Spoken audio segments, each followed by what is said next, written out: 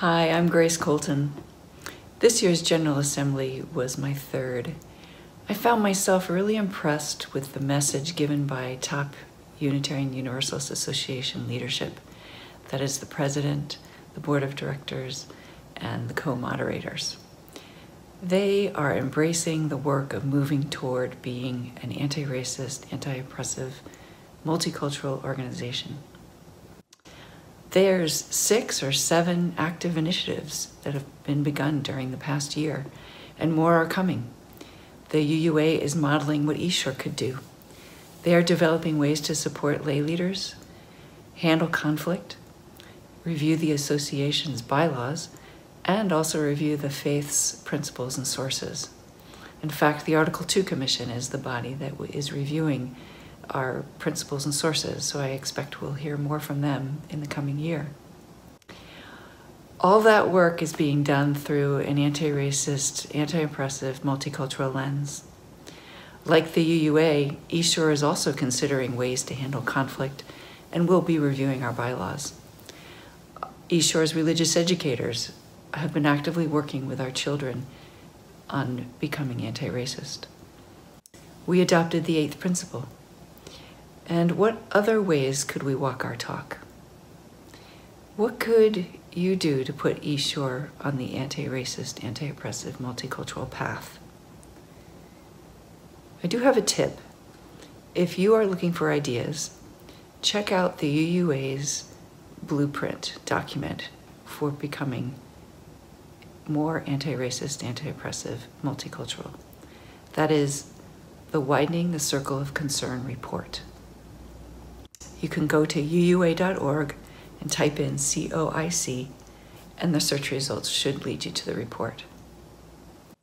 Another tip is to watch eShore's weekly email for occasional workshops on this blueprint document, the Widening the Circle of Concern. Thanks. That's what I brought back to Bellevue from General Assembly 2021.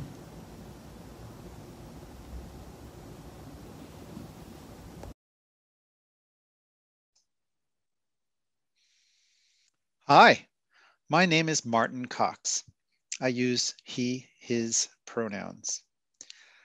In June, I attended the UU General Assembly. It was my very first.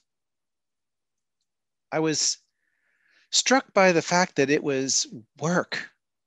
This was not some entertaining trade show. I went to GA as a delegate for East Shore. That means I was to vote. And that part was, in fact, work. I'm glad I went as a delegate, though, because it made me pay attention. There were a lot of things we had to vote on. I came away reassured.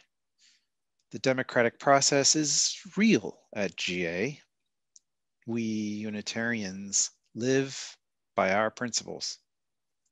GA was also awakening and beautiful and heavy. In the middle of GA, news broke about another larger Indian boarding school mass grave site, and a member of GA went off script to hold a moment of silence.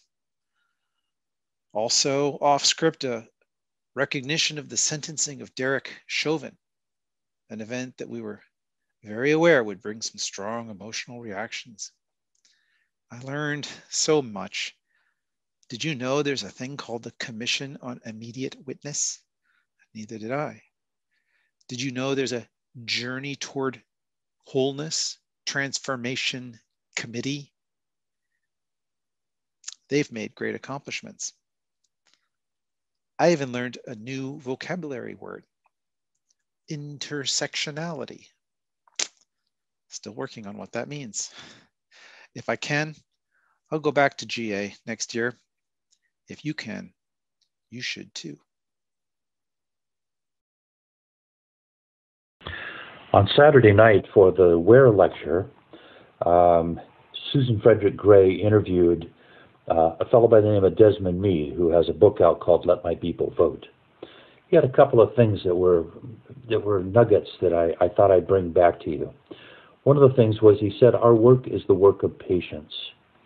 We have to meet people where they are, not where you want them to be, but you have to be the most patient person in the conversation.